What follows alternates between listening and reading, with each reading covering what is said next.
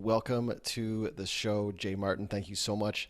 As I said, uh, off record, I will say it again on record, and it will not be the only time.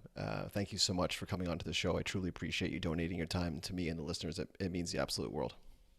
I'm happy to be here, Brad. Looking forward Awesome. to it. Um, I challenge myself to kick off each show, and this is relatively new for me, meaning this paradigm I'm thinking about or seeing through. I want to start off a little bit differently with each guest, and I want it to be a little bit more dynamic each and every time, and a bit specific to what I feel my guest is an expert at. And we'll get into exactly who you are and what you do and why you do what you do. But I wanted to know if you could help me define if I'm full of bleep crap or not. And here's Okay. why I want to ask you this question. My mother said for years, and probably still would if she had the opportunity to, which she does, but she hasn't called me out on it for a while. She would say to me, "You're so full of crap that your eyes are brown." For those of you listening and not watching, I do have brown eyes. But here's what I want your expert opinion on. I've been telling those that will listen, some clients of mine, my social circle, I've been using the term stop loss. And I wanted to get your definition of what stop loss is. Here's what I've been telling people. My understanding is stop loss is a term that is used predominantly in the investing world. And stop loss means, so say for example, I come to you, Jay, and I say, and you're going to invest $25,000 for me, and we buy stock in Apple, for example. And at some point in our conversations, you would ask me, Brad, what is your stop loss? Meaning, at what point, if the stock starts to drop, do you want to get out?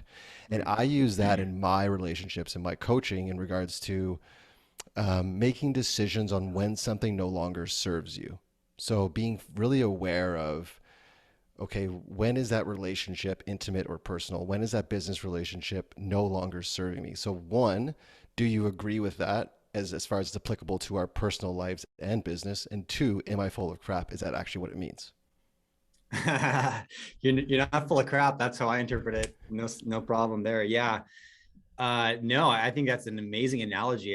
It's more valuable as a term in our lives, probably in our businesses, than it is just in market rhetoric.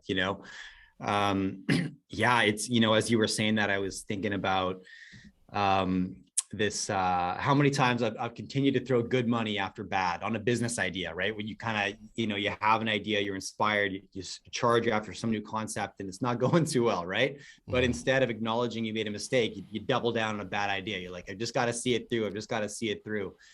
Instead of, it's hard, right, to recognize that, like, no, I just made a mistake, it was just a bad idea, Mm-hmm. right? It doesn't define who I am. It's just, I just got to stop. I got to stop right now. As you're telling me that, it actually reminds me of an excerpt from a book I just finished, and I thought it was so incredible, called Black Box Thinking. I don't know if this one's been on your radar at all, Okay, I but haven't read it yet. No.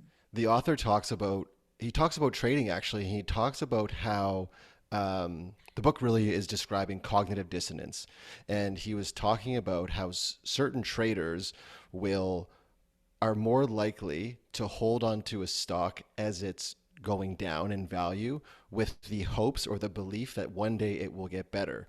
And they're more likely to do the opposite or treat the opposite to a stock that's on the rise.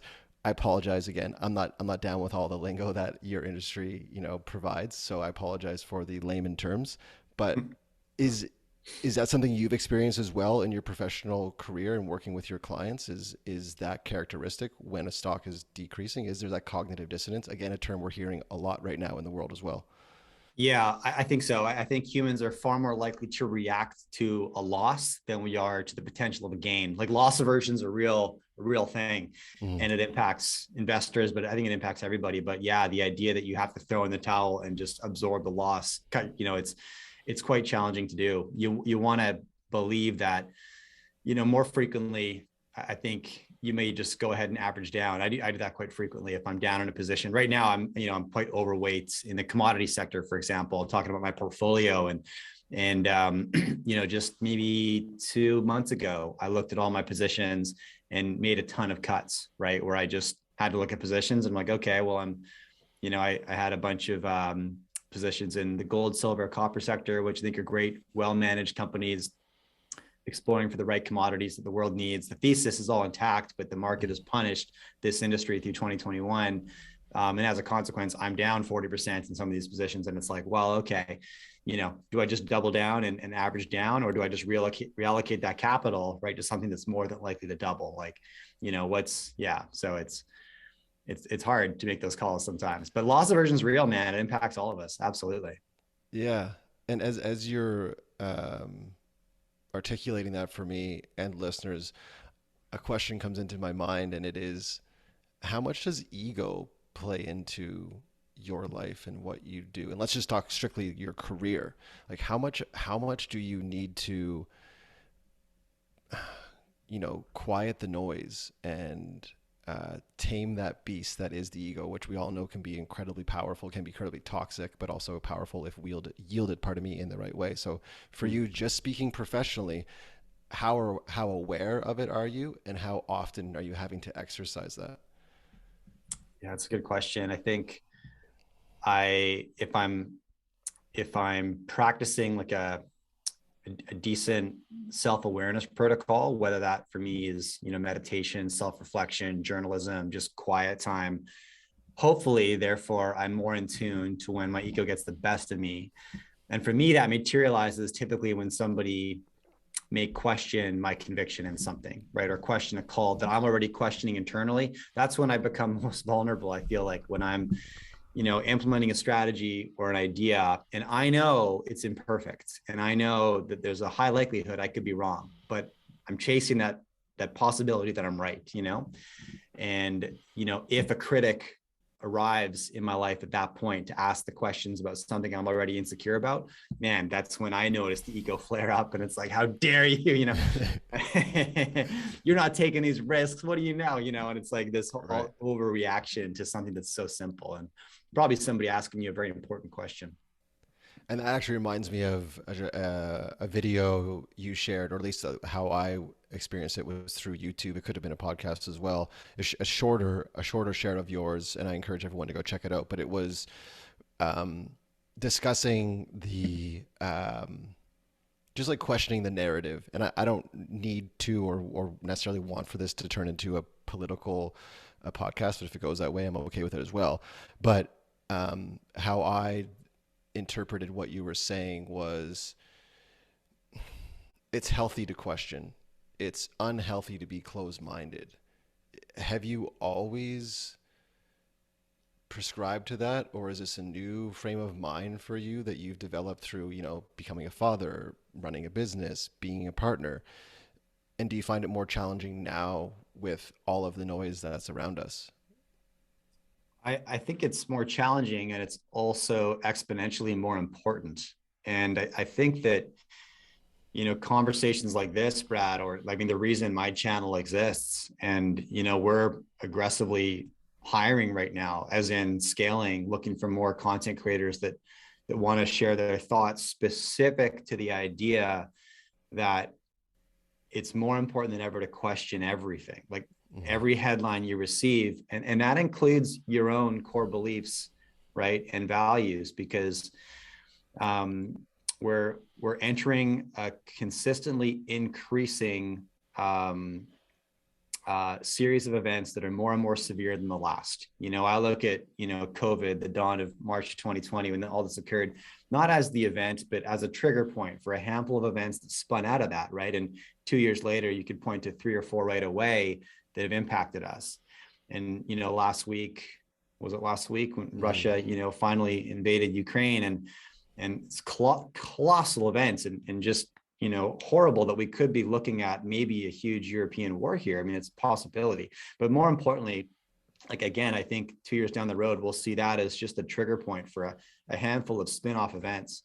And so for some reason, right, the frequency and consistency, the very consequential events in our lives is increasing, right? And I don't believe that's going to end anytime soon. I think we're probably going to have this increased volatility for the majority of this decade, right? And I'm an optimist. On the other side of it, I think life gets better. I think that's the story of humanity, right? but every couple of generations or every generation goes through a significant test, whether it's the 1930s depression, whether it's World War II, and this might be ours. The 2020s might be ours, where everything's up for grabs, everything's on the table, and if that's the case, I think there's going to be and I've seen this right now, there's an increased appetite in people that are trying to understand what the hell's going on out there, right? And what's the actual truth, which is a false pursuit, because there's never an absolute truth. I mean, there just doesn't exist. Human beings are too complex, scenarios are too complex, right? And every stakeholder's got their own perspective and perception of reality. So it's like, what's actually true? Well, nothing, right? Just your interpretation and how you make sense of things. But what we know is that on the back of consistently more consequential global events, which I believe we're going to see more of, there will be an avalanche of horrible media coverage trying to pull you this way or that way and tell you that it is as simple as right or wrong or true or false and us versus them. And none of that shit's accurate, but it's compelling and it's seductive to, join a team and just be part of a team and point the finger. And so, that's why I have a YouTube channel. That's why I have a podcast. That's why I write a newsletter. That's why I'm looking for more content creators who are comfortable saying, I'm probably wrong, but I'm going to do my best to understand this better. Right. And the first thing I can do is question myself, because, we're going to get fed, and we're being fed just horrible narratives that are grossly mistrue, intentionally mistrue, right? Untrue. And so what can I do about that? Right. Well, it's like, maybe if I can personally try to ask better questions and cut through the noise and acknowledge that I'll never have it right, but I can do my best to understand. That leads me to a place of compassion, because once I land at a place of like, I'm never going to know with certainty, then how could I ever, vilify somebody else? Because if I don't have a clue what's going on, but I'm just trying to make sense of this and understand that like, we're all just doing our best, and like, that's the mission, man. And that's, that's the importance of asking questions. It would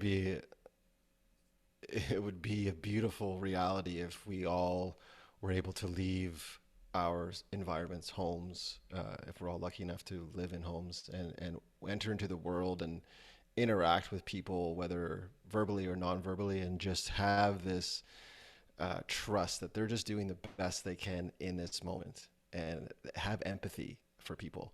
And again, as you were describing what you just described for me, it reminded me of a conversation I had with someone months ago, someone who's near and dear to my heart.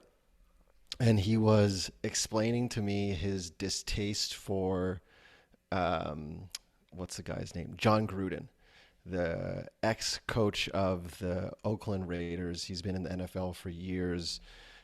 You could argue a very successful coach, and he was quote unquote canceled because of an email he had sent, or emails he had sent that were deemed to be racist. And this person, as they were describing this to me, it was almost as if they were trying to pull me into their belief system, and they wanted me to say that John Gruden is terrible. He's never been good. He's always been racist. All of these like universal beliefs about this person. But I couldn't do it. I couldn't do it because it wasn't true for me, because I don't know John Gruden. All I know is what's in the media right now. And I choose personally not to paint him with that brush. And I'll give you my reason why. I went through a separation in 2016. I was with this person for 10 years, married for 7. And when I decided it was my decision to end that relationship, I've never felt more judged in my life by people that had no idea about what I was experiencing and how I felt. How true do you think that is today, where if you're with someone, either it's a friend or a client or a colleague that has a certain belief system, and if they feel like you're not aligning with theirs, it almost causes frustration or friction. And if that has happened for you, how do you deal with it? Yeah, that's really tough. And I consider myself right now as like a perpetual fence sitter. Like I'm Yeah, it's great. actively, I'm working really hard to not join a team, and so, I'm based in a town called Squamish. It's in Canada for anybody's between Vancouver and Whistler. So, recently the Freedom Convoy across Canada captivated headlines all across the world, right? Canada rarely does that, right? But this one, everybody wanted to talk about it. And even in my immediate circle, I've got really close friends who are completely supportive of this initiative. And I've got, because they want to see mandates decrease. They never believed it. They have their reasons, right? And they think this is a great initiative to change. And then I've got friends who think this is just obnoxious behavior. It's actually dismantling what they want to be the outcome, which is getting back to normal life. This is disrupting that by blocking streets and causing congestion and disrupting borders and all this stuff. Anyways, I found that I'm just playing defense every time I have a conversation, because if I'm talking to the crew that's like these truckers are just outrageously obnoxious and they're criminals, and then they get into all the seed conspiracy narratives about where the money's coming from, and they're a bunch of white supremacists and all this stuff. And I'm just playing defense, because I'm like, actually, I know really good people that are supporting this convoy, and they're not who you're saying they are, right? They're not these evil doers. They're not these villains you're claiming. And then simultaneously, I'll go and talk to the supporters of the Freedom Convoy, and they'll point the finger and say, oh, you know, these individuals, they just want the government to wipe their butt for them. They want mandates for everything and protection from the authorities. And it's like, no, they don't either, right? They just want to get back to normal too. And, I think both parties want the same thing. They want normalcy, right? Mm-hmm. It's just, but from where they're sitting and the inputs they're receiving as a consequence, they believe something untrue about the other party. And if you want to sit in the middle and just defend the others, like, it's kind of like you're alone in the desert. That's how I feel often in these conversations. And, the Freedom Convoy is one example, but pick your poison, over the last couple of years and over the next few, I believe. And so sitting in the middle, I think, like, it's really tough, because there is like, you're with us or you're against this mentality, right? And that's not the case, right? I just don't believe in the absolutes, and I don't want to join a team and vilify someone else, I suppose. Does that make sense? 100%. Does that carry over, that mindset or that paradigm, does that carry over to how you run your business as well? Or do you have to, on behalf of you and your clients, do you have to pick a team? Or is that what's unique about what you do? No, it's kind of the vision behind what I do is our refusal to do that, and that rubs people the wrong way, because, I absolutely have readers, and I'll put a piece of content out. A couple of weeks ago, I actually put a piece of content out, just giving my thoughts on the Freedom Convoy. And I was like, I think if anything, it's a failure of leadership, right? That there was a very vocal population that had some severe grievances, severe enough that they rallied across the country. And like, you can't call that inconsequential. Obviously, it was very important to them. And if you disagree with what they think is important, that's fine. But as a leader of a small business, large corporation, or a country, you need to address your people. You can't just turn your back. Like, I think that was a mistake, and we all make mistakes, but that was a big mistake, right? Mm-hmm. So that was the focus of my article was, this was not the leadership strategy that could have resolved this quicker. Anyways, the feedback you got from that article was just like mind bending, right? Thankfully, most of my readers appreciate when I provoke or when I write something that makes them uncomfortable, but if I'm able to articulate it in a certain way that makes them think about it, right? Mm-hmm. And they appreciate that I challenge the core belief. However, you get, a handful of readers that write back and just tell you to swallow your own tongue. You know what I mean? That happens too, right? Because people just get triggered, right? As soon as, like, I think towards the end of the article, my goal with this article was to make the reader continuously uncomfortable, and eventually just go for the jugular at the end, which in this case was like, look, I support the Freedom Convoy because I support civil disobedience. I also believe they're going to take it too far. And that's what I believe, right? But it doesn't matter. You can take that as a whole statement. I supported the convoy because I support civil disobedience, and I believe they're eventually going to take it too far. But a lot of people would just read the I supported the convoy and just black out, and just see red at that point. So yeah, it's tricky.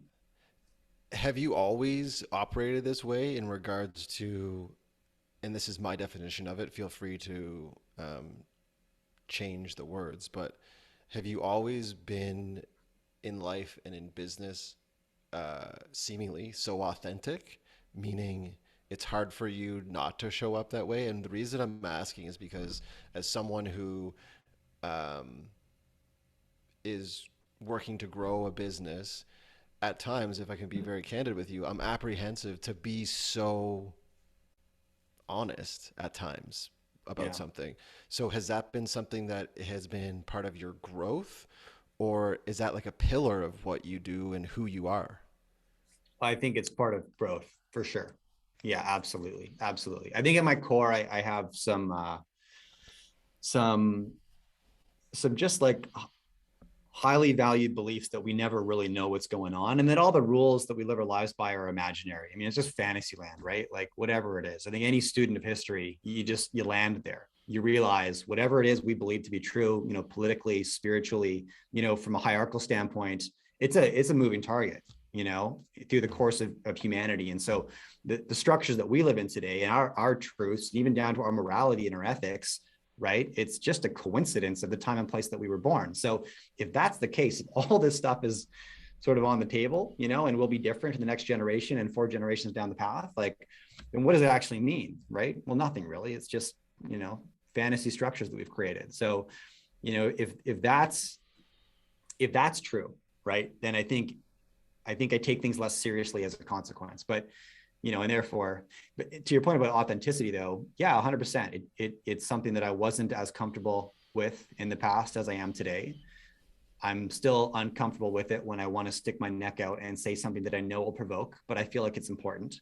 And I know that it's going to put me in the desert for a little bit if I do, right? If I go ahead and say something that is going to rub people the wrong way, have to acknowledge that there's going to be a time after that where I'm going to be roasting in the desert, as Jordan Peterson says, you're going to be roasting in the desert.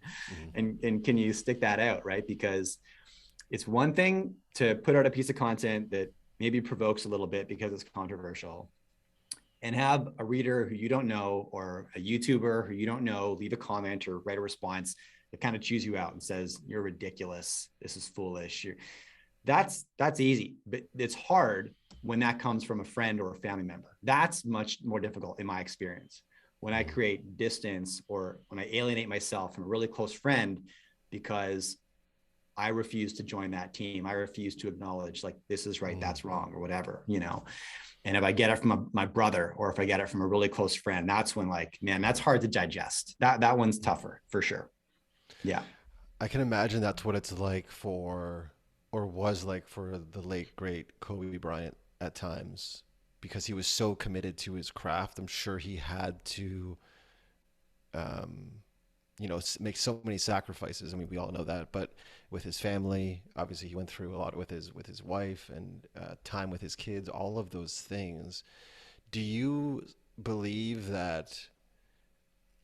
And I will get into health and wellness, because I know you're someone that likes to exercise and move your body, which I think is just so key, and more of us should be doing it. Um, do we need discomfort? Do we have to experience it? And if we're not, should we be seeking it out in all aspects of our life, holistically? I would say absolutely. I think it's growth is arguably the most painful thing humanly available to us. To become something that we're not, there's a lot of discomfort there. And it's easy to not take those steps and just stay where you are, stay with the people you're surrounded by, do what you do today, right? And as soon as you take a step out of that circle, for sure, you're going to have people criticize you and say, stay in your lane, right? And that's discomfort, right? You're going to be in unfamiliar territory. But, what's the point of this life, right? It's to develop ourselves continually, and there's no end zone here. It never stops, right? Every minute you're alive, you can continue to evolve and grow into something better than you are today, right? And the definition of better, leave that to you, right? Doesn't matter. But yeah, 100%. Like you look at the greats, like, great athletes like Kobe Bryant, great entrepreneurs, whatever, like, you name it, right? Great musicians, great artists, what they often have in common is just a continual, relentless, uncompromising, and unapologetic pursuit of themselves, right? At the cost of everything else, right? They want to know exactly who they can become, right? And that's what one of a kind is. That's what once in a lifetime is, because what's truly unique, right? It's something that there is, no like, nothing similar. And we can all become that. We can all become the greatest in the world, right? At ourself, at being who we are. But it takes that, like, fucking relentless, uncompromising, unapologetic pursuit your entire life. And you never get to the end, right? You just continue to go and go and go. become more and more unique, more and more of what you're supposed to be, right? But you're going to lose some people along the way, I And suppose. that's okay. I think it's your choice, right? It doesn't have to be, you don't have to, but you know, I think it's okay for me. Yeah. I don't want to live a life like and leave something on the table. You know what I Mm-hmm. mean? And absolutely, I have many times where I've chosen to not offend that person, keep this, you know, whatever it is, and just say, I won't stick my neck out there. Inevitably, I almost always regret it. Right. Yeah, I said this. I was lucky enough to do a podcast yesterday as well, and I repeated the Tim Ferriss quote, and I'm paraphrasing it, of course, but it's something along the lines of your life success is directly correlated with the number of awkward conversations you're willing to have. And 100%. I just love that. And whenever I feel myself, and please let me know if this is true for you as well. Whenever I feel myself not wanting to make a phone call or not send the email or not talk to my partner about something, guess what I do right Yeah. away? I almost do the oh, what's her name? The 5 4 3 2 1. Uh, I forget it. That's lost me right now. Mel Robbins. Mel Robbins talks about this 5 second rule. So the moment Okay. you don't want to get out of bed early, count down like a rocket ship and just do it. And that Yes. was a fundamental change for her in her life where she was drinking too much. She was on and on and on. And she just said 5 4 3 2 1 and do it. And I do the same now with awkward conversations. I do the same now with a cold shower that I take every morning. I do not want to do it. But like you said a couple times, it's through that where the beauty is. But it's just, can you believe it? Because Mm-hmm. if you don't believe it, you're not going to do it. And that's been so true for me in so many aspects of my life that it's like palpable. So Yeah. do you embrace awkward conversations? Do you seek them out?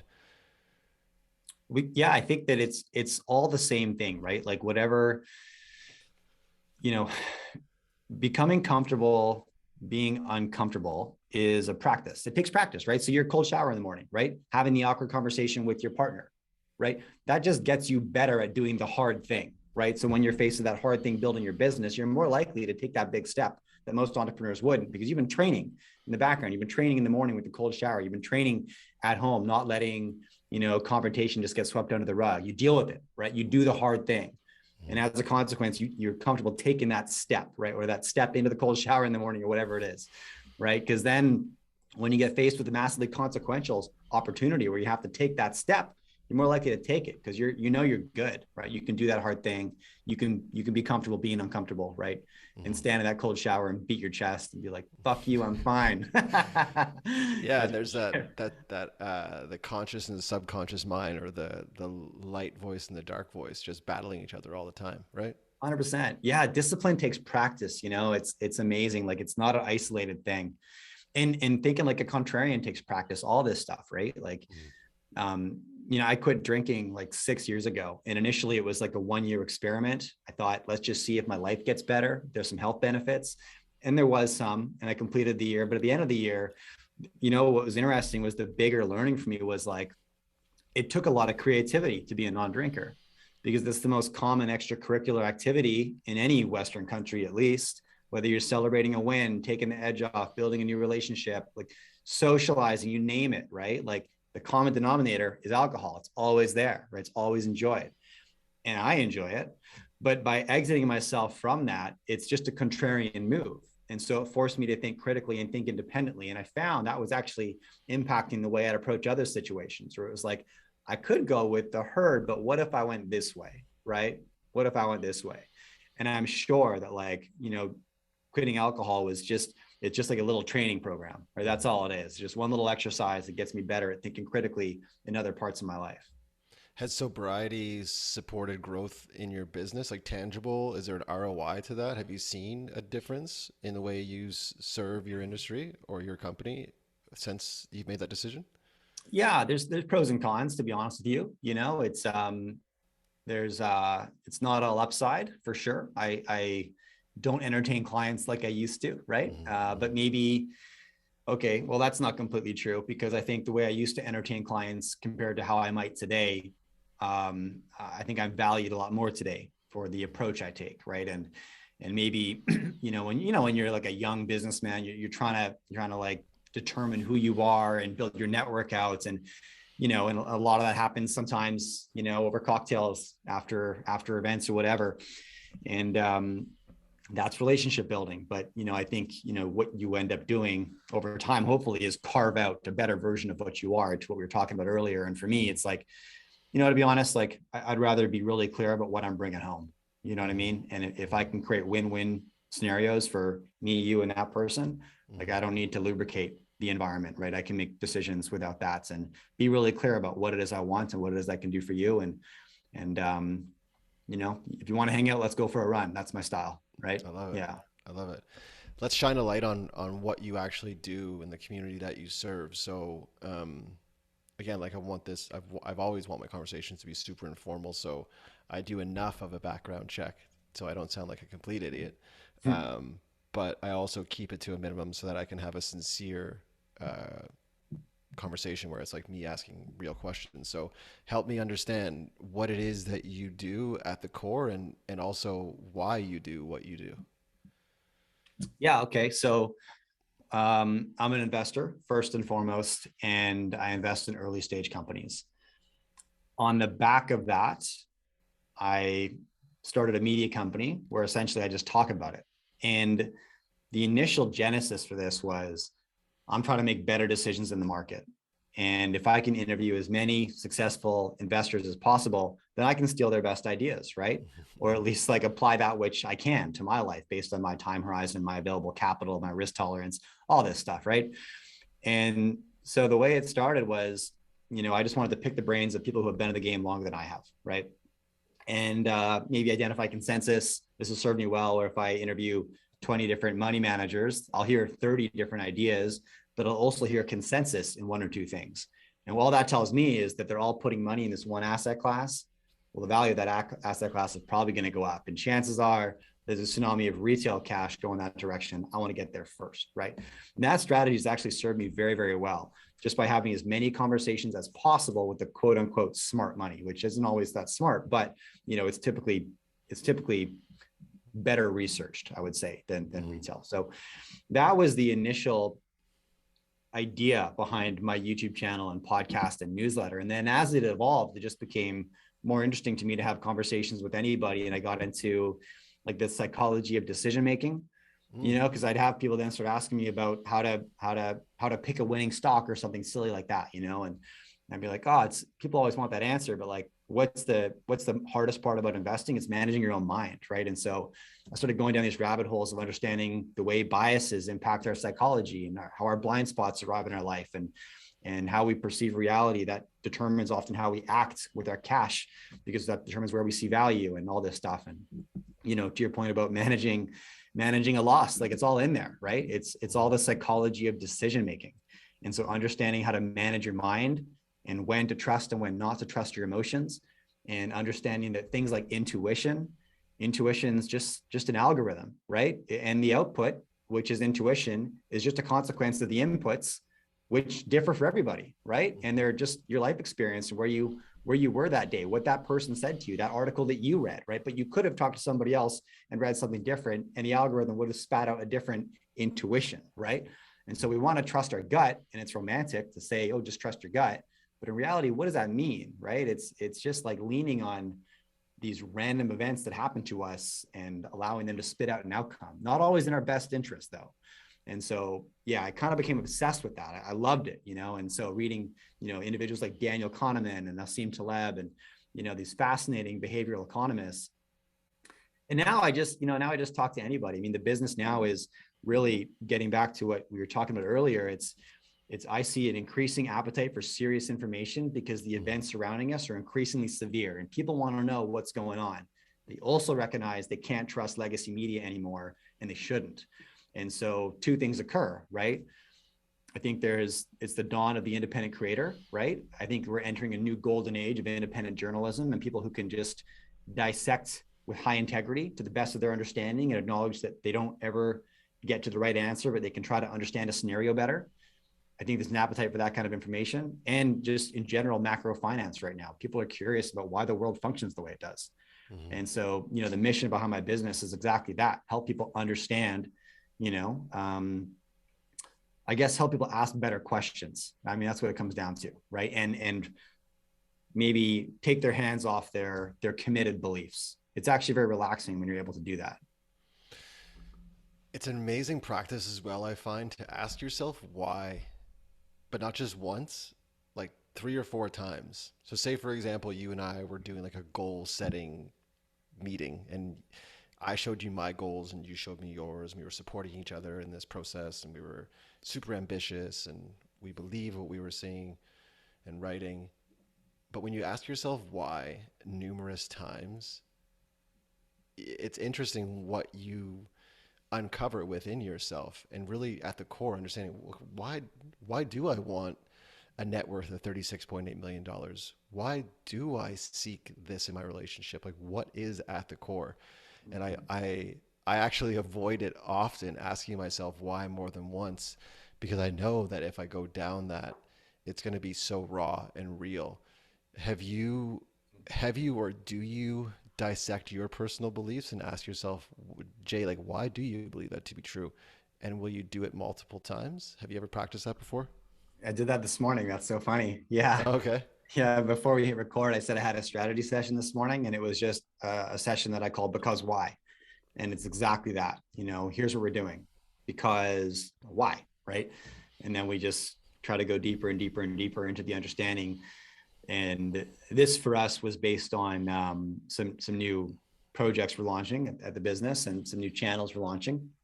And I was justifying it by stating essentially the pros to me, like the pros to us, right? Here's the pros if we expand our distribution, launch a couple new hosts and channels, and increase our streams and all this stuff, and capture a wider audience. Like, here's why we should do it. Here's why. And then so, I had some great pushback from the other side of the table that was like, okay, but what about the recipient? Because why? What's in it for them? Why do they need this? And yeah, it's very clarifying, because I find that it's kind of like a dyad. Have you ever done a dyad before? No. Okay. Well, it's similar where you ask. A dyad is actually something I do in my relationship where, we go back and forth with my wife, just asking like one question back and forth. It could be as simple as like, who are you? And she'll tell me, and then she'll say, who are you? And I'll tell her, and then I'll say, who are you? And she'll tell me, and we go back and forth for an hour. Actually, you end up getting to like some really deep shit. And, a business meeting can be just the same, where you're just going, why, exactly what you said. At the end of the day, it's like, because I think people need this, right? Because I think these divisions aren't going to slow down. And I think this is necessary, and we have to do it. Right. And that's like a great place to get to. Because then, I don't know, for me, it fires me up. It's like, I can't afford not to do this. This is what I have to do. Yeah. I love that, man. I love what you just said, and fires you up. That's so true for me when I leave a meeting with my clients, who I'm just so grateful for, that these people trust me to be on their team, is just such a cool and beautiful thing. And I leave these meetings, man, and I can like, I promise if you like touch my finger, there would be a spark. Like, it is incredible. And it's amazing that you articulate it that way as well. It just, how can you go wrong when something feels so right? I just don't think the equation just, I'm terrible at math, but I know that equation works. I want to change speeds a little bit, and I want to respect your time here. And there's so much I do want to ask you. But before I move to the health and wellness piece, which I really do want to touch on and hold space for, I feel like I would be doing a disservice if I didn't ask you this, because I think it is such an important question for us all to know, and I would love for you to answer it for me and the listeners. What is your purpose? Like, why are you here? What is my purpose? Well, I think that has evolved over time. And my purpose now is, I would say it's clear to me. My purpose right now is to raise confident and creative children.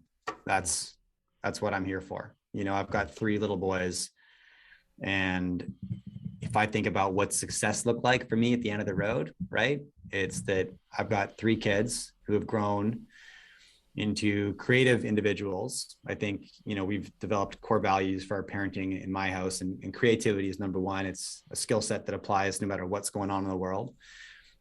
It's got to be paired with confidence, or else you may never action that creativity. And the third that actually my wife added to the mix, and it's such an important one, is resilience, but defined as understanding the relationship between hard work and reward, right? So back to your point about like, is it important to be comfortable being uncomfortable? Yeah, I think it's important to understand the utility of being uncomfortable. Maybe not always pain for the sake of pain, but pain for the sake of outcome, you know? And so that's it, man. I think that's front and center for me every day, right? Is I got 3 little boys under the age of 6. I got 1, 3, and 5. So it's a daily comedy show, and trying to teach a 5-year-old the importance of like why he should do something hard, right? Why he should put up with discomfort. Yeah. Good luck. My coach, he has 6 kids, and he'll take them all to the gym with him, and then afterwards he'll put them in a cold shower. He'll put them all in a cold Wow. shower. Like even he says, I don't care if it's 5 seconds or 15 seconds, you're going in. Yeah. And I just think it's so impressive. And his kids are just like the most articulate, beautiful, bright kids. And him and his wife, I feel like are just setting themselves up for success. And it sounds like you and your partner are doing the same. And actually, the resilience piece reminded me of another book. So I'm going to send you Black Box Thinking, and I'm going to send you this one as well. It's called Option B. Have you read it? No, I haven't. Um, she's the CFO of Facebook, the author. Her name's escaping me. Anyway, she experienced some severe loss when she lost her husband, and she had 2 kids. And a lot of the book is based around the idea of building resilience, but there's a large portion of the book that is held for how we build more resilient children. And it's such a beautiful thing, and making kids stronger. And I can only imagine what her kids and other kids that have lost a parent and have had to go through. And her take on it is just so refreshing, very emotional, but so refreshing. So I'd love to send you those 2 books. So I'll have to grab your address offline here. Sweet. But again, something I wanted to talk to you about because I've seen it on your social media, and if it's not on social media, it didn't happen. A few weeks ago, if memory serves correct, you were hanging upside down on a pair of Olympic rings. Yeah. Walk me through your fitness regime and why it even exists. Yeah, sure. I think why does it exist? I want to live a super long and healthy life. It's very important to me that I can wrestle my grandkids. You know, that's a core desire of mine, you know. And I used to be very obsessed with wanting to live forever. You know, I stumbled onto people like Ray Kurzweil, you know, a decade ago, and was like, oh wow, there's very smart, accomplished individuals who believe with confidence that, you know, we will conquer mortality during my lifetime. Well, I would love that, right? I don't want to go anywhere. I love this life and all of this. I've evolved past that. I don't feel that way anymore. Who was it? Maybe it was in Nassim Taleb book, where he put that concept on blast, you know, and he's like, look, the goal should be to get carried out on your shield, right? That should be the goal, not to stick around forever, right? It should be to just go hard with the days that you have and then make space for somebody else, right? And check out. And that converted my thinking a little bit, where I'm not looking forward to whatever's next, but I'm looking forward to whatever's next, you know, not that I'm in a rush to get out of here, but you know, whatever's next, I'm sure is just as equally fascinating and beautiful. So, but in the meantime, yeah, I want to be as vital and healthy and young as I can for as long as possible. And there's something about like, well, you know, we were wild animals not that long ago, you know, and I to me, it's very important that like I hang on to that, right? So whether it's a lot of my activities are outside, I trail run a ton, I swim in lakes, I cold plunge in the frozen waters up here in Squamish, and it's very important just to stay grounded and stay close to the earth, because that's the original habitat. And I feel like I definitely anchor myself there very effectively. And when it comes to my fitness routine, like, you know, call it vanity, call it whatever you want, but it's just important to me that when I look in the mirror that I see a weapon. I don't know why. It's just important to me, right? And I'm not an aggressive person by any stretch. Probably the opposite, but I train in martial arts and always have. And it's just, and I hit the gym and I work out very hard. And I try to stay more so than just lifting. Like, yeah, right now I'm working to accomplish some new goals on the ring. So like inversions and just, strength in weird places, weird ranges of motion, to make sure I'm as sort of versatile as possible and durable, I guess is the better word for it, as durable as possible. Mm-hmm. Because age comes quick, man. So you got to fight that. Yeah, yeah. I read. Sorry, I didn't read. That's a lie. It was definitely on Instagram, and it was a video. The person said this guy was just like, he was just like super handsome and just like so muscular and shredded. I was like, dude, this guy's just ridiculous. But he said something that I thought was so simple yet so profound. He said, "My goal is to be harder to kill. That's my only goal. That's why Yeah. I train. That's why I do what I do. Do I think I'm going to have to go into war? No.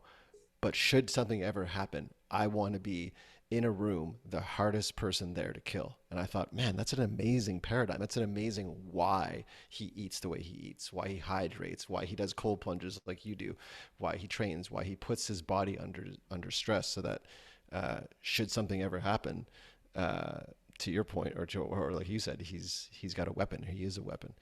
Um, do you have the same thought process about fitness as you do about life, or is it all just a holistic view?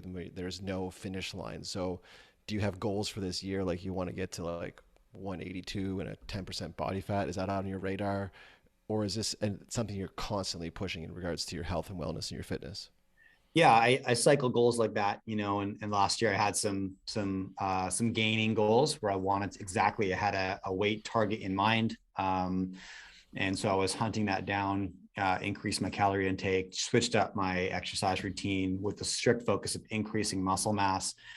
That's shifting now. I'd like to run an ultra this summer. So that's maybe like a 50K plus mountain run. Awesome. Yeah, it's a good goal. So obviously that's switching everything. The diet's different, the exercise protocol is different, all this stuff. But there's some constants, like I'm always training martial arts. It's a love of mine. I'm always running a little bit. I'm always strength training a little bit, but the nuances in that protocol shifts based on what's in front of me, I suppose. And, yeah, it is holistic. Like, what this guy was saying about being the hardest in the room to kill, Mm-hmm. that why that's important to me, why when I look in the mirror, I need to see a weapon. I just need to know I'm dangerous. It's not because I want to go hurt somebody. Mm-hmm. There's something about the psychological confidence that provides, just knowing that you're good, and actually I think about my finances the exact same way. By the way, I don't think about financial independence as a goal, but I do think about financial confidence. And that's the same as walking down that dark alley and getting approached. And I just know I can handle myself, right? I'm going to be all right, right? I can handle myself, right? I've got one up on whoever could approach me because I trained and I've been training my whole life for this, right? Mm-hmm. So I'm good in a crisis is all that means. And my finances are exactly the same. Right? That's why I'm chasing wealth. It's strictly for financial confidence to know that I'm good in a crisis, right? I can handle that, whatever you can throw at me, right? Heaven forbid one of my kids were to get sick and the only doctor that showed promise was incredibly expensive doctor down in Dallas. Like, I just want to know I'm good. I got this, right? Whatever it is. Mm-hmm. And so, yeah, it's holistic for me. That's what confidence means. It's like you're good in a crisis, Mm-hmm. right? And you can weather the storm, whether that's physical, financial, psychological, right? I think cold plunging and a lot of the exercises that you talked about earlier is part of that, right? Like having your mind just good in a crisis, good being uncomfortable, good under stress, knowing it's okay. I'm good at this. I'm good at this. I'm going to be all right. Yeah. Yeah, how valuable is that, especially, and I feel safe saying this, so I'm just going to say it as a man, as a father. Like, how important is it for us to be able to believe that to be true within ourselves as fathers and partners? I personally believe it's crucial and allows me to sleep better at night. Yeah. And for everybody, like you look at the way an animal reacts when you back it into a cage, right? Not positively, right? It's reactive, it's violent, it's fearful, right? That's how humans act too, right? When you challenge us, right? If we're not comfortable being challenged, we get reactive and unpredictable. And that's when we do bad things, right? When we're backed into a corner and we're not used to it and we don't have confidence that we're going to be all right. But if we know, like whatever I'm up against, I'm good. I've been down this road before. I'm fine. That gives me the ability to, instead of just react, to pause, think, and act. Know that I've got time, I've got space, I'm good, whatever's in front of me. And so, yeah, I think that's the utility of confidence. It's not about pushing your chest out and walking down the street with some air of like, you know, it's about like acting responsibly because you're not reacting to fear. You know, that's very important. Yeah, so well said. Before this podcast was the Brad Bodnerchuk podcast. It was called the Half a Dozen Hospitality Podcast. So my background since I was 16 years old has been food and beverage. So always in that world, and it's what I've known. And a lot of the clients that I work with currently are in that space, and I have so much respect for anyone that is willing and able to thrive in that environment because it can be so dynamic and so challenging. But changing the podcast had its own motivations. But one thing I really do miss, and this is the first time I'm bringing this back, but I think it'd be a great way for us to wrap up our segment together, is I would end every show, every podcast with these two questions. And I would love if you would humor me with answering these. And again, for the people listening or watching, I didn't send Jay this, so I'm totally putting you on the spot, but I think he's prepared for it. So the two questions go like this. The first one is, and I'll use the old name, was the half a dozen have tos. So give me and the listeners 6 things, 1 to 6, because 6 could be a lot, but 1 to 6 things that you feel like the listeners have to do, whether it's go for a run, cold plunge, read a certain book, eat a certain meal, have a certain conversation. 1 to 6 things that you've done that really served you that you think, generally speaking, could serve the listeners as well. So 1 to 6 things. Great. Okay. This will be fun. So one of the first thing that comes to mind is meditation. Mm-hmm. And the reason I've mentioned meditation is because everywhere else in life, we're just bombarded with stimulus, right? Other people's ideas, other people's thoughts, narratives, events, blah, blah, blah. What meditation does for me is just, when I get it right, you know, it's hard, but it just gives me time to listen to nothing at all and just let whatever's inside me come out, right? So I also have influence in my thought process, because otherwise everyone else is fighting to influence your thought process. So that's one of the reasons that meditation is valuable for me. I'll throw in cold plunging because I do that every single day. And, you know, whether I'm hitting a lake, I actually have a cold plunge and a sauna in my backyard. I cold shower in the morning and then I anchor the day with a cold plunge. And the utility there is the ability to control your fight or flight response. You know, you hop in cold water, it sucks. You want to get out right away, right? Like it's that it's instinct. Get me out of here. So if you can learn to control your fight or flight response, I do find that it carries over into other aspects of my life. Absolutely. Number 3, read. I mean, I read a lot of history, and I feel like that gives me a lot of perspective on how big or small my problems really are, you know, how fortunate I really am to be here today. And then, you know, I shared this earlier, but, you know, reading history allows me to question everything that exists today, because I know it was temporary. You know, it didn't exist 200 years ago, whatever the structure is, right? These are all just creations of human creativity. And it's like, could have been anything, you know what I mean? And it's really just like gives me a lot of perspective and just peace, knowing that like, it's all just fantasy, man. It's just like the rules are imaginary, right? If you can believe it. What's number 5 and 6? Have tos. Sleep. I'm working on that one. Something I have never done. I've always just pushed through sort of 5 to 6 hours a night for my entire life, as long as I can remember. And it's only been in the last year. And it's funny because I know the science, I feel like, as well as anybody, you know, yet I'm good at ignoring that. And now that I'm not, and granted, we got 3 kids. We've got them on a good program now. My wife and I are sleeping 8 hours a night, and it's like, I can see color for the first time. You know what I mean? It's amazing. But in addition, just like whatever data points you want to look at, whether it's, you know, hormone levels of men, you know, the onset of any disease, you know, from dementia through to cancer, et cetera, like early onset death, doesn't matter. Any comorbidities, massively correlated to getting less than 7 hours of sleep a night. So, you know, you want to hit the gym, do all this other stuff, well, sleep first, right? And that's tough if you want to be a busy person, right? I find it like really hard to like I love things too much. I'd rather stay up and work. And if I woke up at like 3 a.m, I would fight for wakefulness because I just want to start my day, Mhm. and I don't want to go to bed. There's too much stuff I want to do. So sleep just never had a place. It does now. I protect it viciously. And that would be number five.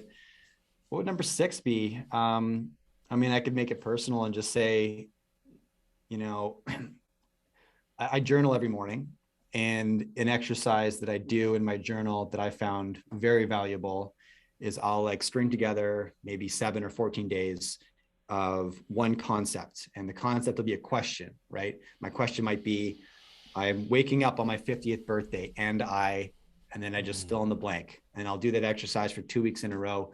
And then I'll review it and look for similarities, right? I'll try to approach every day with like a completely clean slate. Maybe I'm in a different location doing a different thing, but there's certain things that appear in every posting, and it's like, oh, that's what's really important to me, obviously, right Mhm. there, right? Mhm. And you land on, obviously the frivolous nature of things often doesn't make the cut, and you land on what's really, really valuable to you personally, or maybe that's what your values are, right? Man, those were awesome. Most people like have a flop sweat and they start panicking as soon as I ask that question, and they struggle to get one or two. But you did six, which is amazing. All right. It reminds me of Nipsey Hussle. I don't know if that Nipsey Hussle was on your radar or all when he was alive, but I encourage you to check him out. He just was a Oh yeah. prolific rapper, and what he just shared was amazing. And he said in an interview with his wife, she said, "Are you ready?" She was interviewing him, and it was a really cute interview. And she said, "Are you ready?" And he says, "Come on, I'm always ready, so I don't have to get ready." And I just thought that was such a cool, like automatic mindset. He believes he's always ready. So I feel Mm. like that was how you approached that question. You did fantastic. The last one for you is the half a dozen haven't yet. So 1 to 6 things that you personally haven't experienced yet that you want to experience. You mentioned earlier a trail run this year, so I'm going to hold you to that. I'll sneak into your DMs and check in on that later on this year. What else hasn't Jay Martin done or experienced in his life to this point that he wants to experience? What are your half a dozen haven't yet? Okay. One that I'm working on right now is, if there's a missing box in my life, I feel like it's my spiritual practice. Mm, It's something that I've become increasingly curious and excited about throughout my life. It's more a part of my life today, but it's also the least consistent part of my life, right? I never miss a workout. I never miss, sticking to the diet. I never miss whatever the work task is. And I meditate most days. You know what I mean? And I'll give it 20 minutes to 30 minutes at best, right? But I'm really curious about, the next stage of my life. Like when I package up my hopefully when I package up my business interests and move on to the next thing, spiritual quest sounds pretty fascinating to me, and that's a high priority for me. One thing, that's something that I really want to experience. So I think, I don't know if that's the question, but like mm, dedicated, consistent, long period of time to developing, and experiencing that spiritual journey, which I know is like fitness and like business and like intellect. There's no end mm, game. You mm. could just go forever, right? But I want to find space to make that a core pillar in my life, and it isn't. Um, have tos. Yeah, I mean, you No, no, mentioned. no, have it yet. Oh, Sorry, haven't haven't yet, yet. haven't Yeah, yet. Yeah, yeah, yeah. yeah. Haven't yet. I haven't driven a Ferrari yet, and Okay. I really intend on owning a black Ferrari, for the simple reason that other people get to. So why shouldn't I? Yeah, exactly. I'm not even a car Exactly. guy. You could put three Ferraris in front of me. I couldn't tell you which model's which. But I've driven a few pretty fast cars, and it's pretty fun. So Mhm. I'll make space for that. Okay. It's frivolous, but who cares? If I I want to love do it, it. I want to do it. I love it. Um, haven't yet. Um, what else? I don't know. That's a hard one. Yeah, well, you know what? I don't want to interrupt your thought process here, but you seemingly have done a lot and experienced a lot. So for a lot of people, they can't answer that question because in this moment, in this time, they actually feel fulfilled. There isn't anything else they're seeking, and Mm. it's not bad if you are. It's not great if you aren't. I remember I asked this question way back when it was the Half a Dozen Hospitality podcast. I asked it to, I'm going to name drop here, at the time, Chef Trevor Bird, who's no longer a chef. And he said to me, Nothing. Zero. It's like, I'm good. I have Yeah. everything I need. I've experienced it all. And, but I also think if I can say this on your behalf, Jay, if you want to the people listening, if you want to drive a Ferrari, then announce it, write it down, be about it. Don't don't govern what's so true inside of you. If you want to be stupid, filthy rich, however you define that, then go and Mm. be that. Um, and I find so many times we're apologetic, and you used a word earlier that I just love so much, unapologetic. I love aligning myself with people that are just unapologetically themselves, like just be you, because you Mm. know what, that's super sexy, like super sexy in men and in women, and I see it uh, when my kids are able to be that, which is basically all the time because they haven't even developed the stuff that we have in our brains to stop us from doing that. And it Mm. makes me so proud, and it makes me touch base again with that inner child within me and go, man, I feel like dancing right now. Why aren't I dancing? Right? Right. Yeah. Just dance. If you feel Yeah. it, just dance. And that reminds me, the last thing I'll say before I turn it over to you was one of the very first podcasts I ever listened to was Kevin Smith guesting on Joe Rogan's podcast. He tells a story of his dad dying, and he said, chase the whimsies. Like, just go after whatever it is that you want, because one day, guess what? You won't be able to. And I Right. think for me, that was such a strong, beautiful message. Chase the whimsies. So I'm gonna turn it back to you. If you have any other haven't yets that have come into your mind after my diatribe there, anything else that popped up? Or are you good? Well, there's some tangible things on my like 5-year plan. My wife and I intend on opening a retreat center, and we're looking at property right now on Vancouver Island, Amazing. which is it's kind of a fun lifestyle business vision that we both have, similar to how my content platform. I'm the biggest benefactor there. Like I am the biggest. I'm I'm rewarded the most for the content I create because I listen to it all. I sit in on it. I get to ask the questions I'm curious about, and I probably receive the best education as a consequence, which is awesome. We've got this vision for a retreat center that we would love to visit and therefore host people at. Mm. It's on the 5-year plan. We're looking at land right now on Vancouver Island to acquire and then probably build out in the next 3 years. That's a top priority, but yeah, otherwise, no, I think, what the best part about life is just that it's all unknown, you know, Mm. and I think a core learning for me over the last maybe year or two has been, I've always been very, very goal centric, always, and that served me well. And I'm not abandoning that by any stretch, but I have to live today. Right. And what do I know about goals is that once you accomplish them, the satisfaction lasts for about 20 minutes. Right. And then it's like, well, what's next? Right. What's next? And usually by the time I accomplish a big goal, it's not like an overnight thing. So you're working towards this for months, years, whatever. You get really, really close, really, really close, and it's almost done. You kind of feel like it's done, and then it's done. And by the time it's done, you kind of already digested the fact that you did it. Mm. And so the satisfaction has never been very fulfilling. That sounds bad, but it is. Like it's that constant, Mm. like, it's the maybe that's just the thing. But and so, what I'm trying to do is focus more on what's the daily habit, right? Like, what am I doing today? And just know that like success doesn't come, it comes in inches, not in miles, right? Every marathon's won an inch at a time. You know what I mean? And so every day we just fight for a few more inches, good habits, good rituals, good practices, right? Giving back to ourselves, spending time with our families, right? Making sure that we go to bed being like, did I win today? Yeah, I won, right? I wrestled all my kids, right? I Mm. ticked that box, whatever it is, yeah, I nourish myself, et cetera, et cetera. That's beautiful. Yeah, it's like we all have this mountain of dirt, and some days you got a shovel and some days you got a spoon, but you're moving dirt. Right. And I think it's just such a healthy paradigm to when you rest your head at night to ask yourself, did I move dirt today? And if the answer is Mm. yes, then you should rest well because you deserve it. Yeah. Um, Before I officially let you go, I want to say thank you again so much. For you to give time again is incredible because it is the most valuable thing that I feel that we all have, and for you just to be open to a guy that just popped into your DMs and said, "Hey man, can you come onto my podcast?" So thank you so much for being open to gifting your time to me and the listeners, and for coming onto the show. It means the world, and also for doing what you do.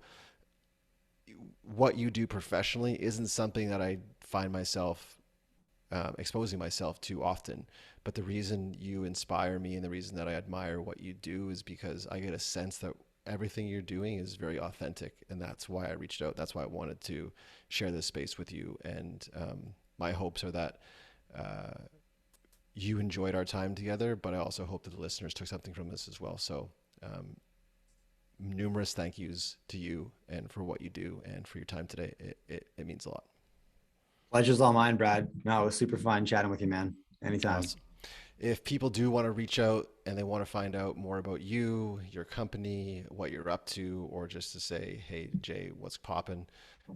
How best they get a hold of you? Where can they reach out? Well, they can search for the Jay Martin Show, the Jay Martin Show on Spotify, Apple iTunes, wherever you listen to your podcast.